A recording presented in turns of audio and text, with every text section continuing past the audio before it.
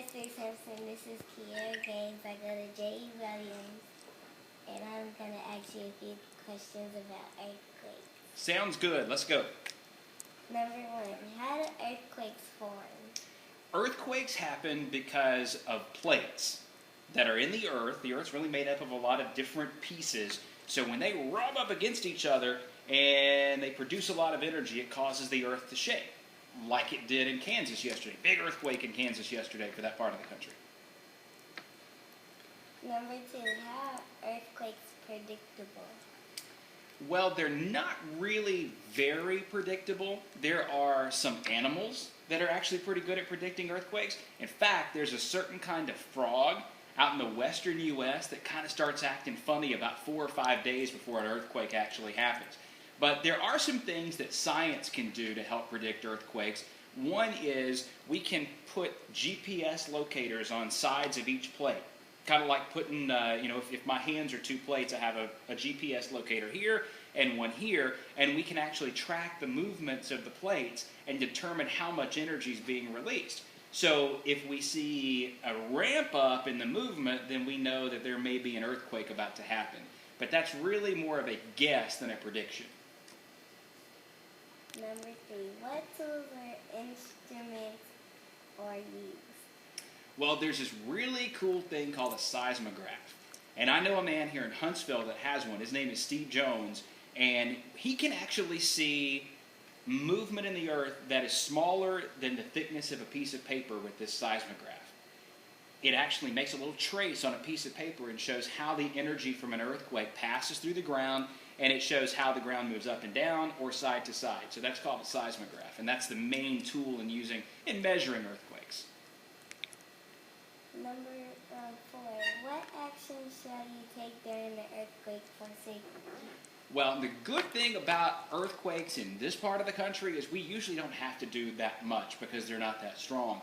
If you were in, say, California or Oregon or Washington or Mexico, or if back in the 1800s when the big New Madrid earthquake happened up in Missouri and Arkansas, if you were in an earthquake of that kind of magnitude, if you could get outside away from the building, that'd be the best thing to do. But most of the safety rules with earthquakes are kind of different than those for like tornadoes that we have to deal with. You would get into a doorway, protect your head as much as you could. If you were in school out in California when they do earthquake drills, they actually get up under their desk and hold them. Yeah, you know how it works. So you're protecting yourself from anything that might fall. What supplies may be needed during and after the earthquake? Well, this is where earthquakes and hurricanes and big tornado outbreaks all have something in common. We all need water, so you'd want to have some water on hand. You want to have some food on hand that's not perishable. That means stuff that doesn't have to be refrigerated. And cereal. Stuff that doesn't get spoiled easily. Right. So cereal, dried trail mix, things like that to help give you some energy. You'd want to have some medical supplies on hand, Band-Aids, bandages, alcohol, Neosporin, that kind of thing would be in an earthquake kit. If you're someplace like California where you're really worried about things collapsing in earthquakes, you'd want to have some real thick boots and some thick pants and some heavy gloves to make sure that as you're getting out of the debris that you don't get hurt any more than anybody else. Will we be able to pack bananas? Well, you know what? If you had bananas in your house and the earthquake happened then you could probably take them with you, but that's not something you'd want to leave in storage. They go bad pretty quick. Dried bananas, though, you can dry them out. They'll hold. I like bananas, so that would work.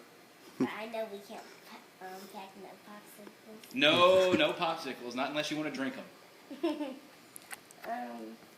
Who shall you contact in the event you experience an earthquake? Well, the kinds of earthquakes that we usually have in Alabama, you would only contact someone to report that you felt it. And there's a form on the internet from the United States Geological Survey that you just fill it out and say, I felt the earthquake.